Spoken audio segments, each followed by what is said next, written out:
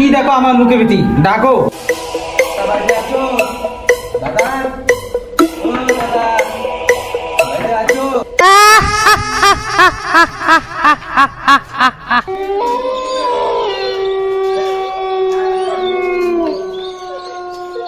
কে বাবা কে?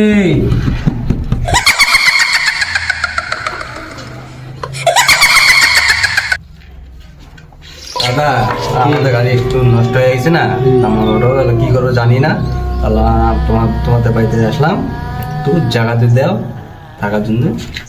দিব দিব, কে কে না দিব?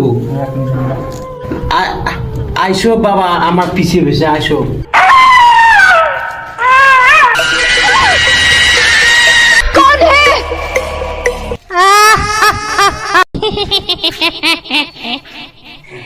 এইবারে তোকে খাবো।